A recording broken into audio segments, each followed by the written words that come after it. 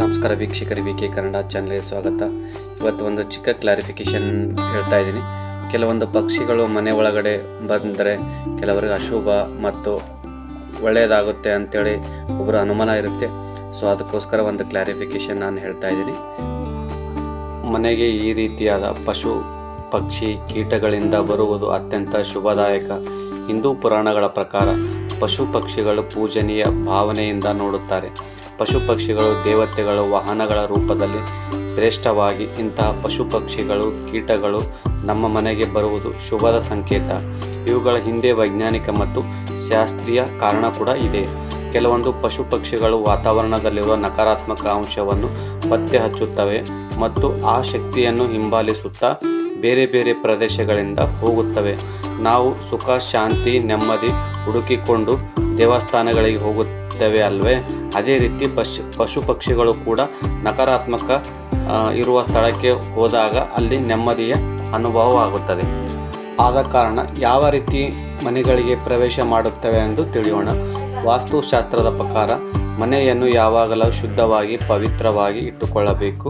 ನಕಾರಾತ್ಮಕ ಶಕ್ತಿಯನ್ನು ಹರಡುವಂಥ ಪಕ್ಷಿ ಕೀಟಗಳು ಯಾವಾಗಲೂ ದೂರವೇ ಇಡಬೇಕು.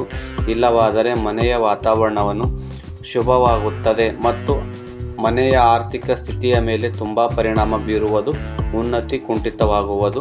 ಶಾಸ್ತ್ರದ ಪ್ರಕಾರ ಕೆಲವು ಕೀಟಗಳು ಶುಭದ ಸಂಕೇತವಾಗಿದೆ.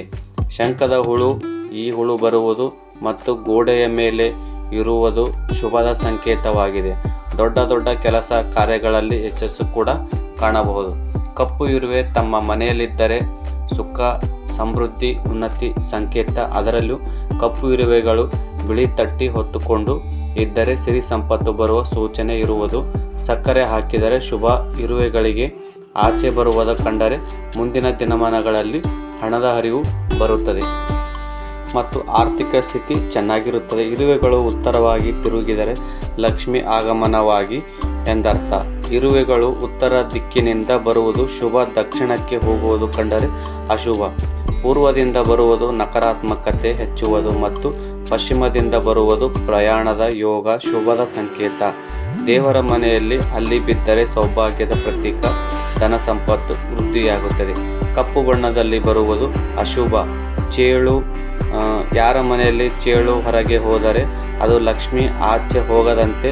ಹಬ್ಬ ಹರಿದಿನಗಳಲ್ಲಿ ಹಳದಿ ಬಣ್ಣದ ಚೂರು ಮನೆಗೆ ಬಂದರೆ ಲಕ್ಷ್ಮಿಯ ಆಗಮನ ಮತ್ತು ಬೋರಂಗಿ ಮನೆಗೆ ಕಪ್ಪು ಬಣ್ಣದ ಬೋರಂಗಿ ಬರುವುದು ಶುಭದ ಸೂಚಕ ಮತ್ತು ಬೇಗನೆ ವಿವಾಹ ಸಂಬಂಧಿಸಿದ ಸಮಾಚಾರ ಸಿಗುವುದು.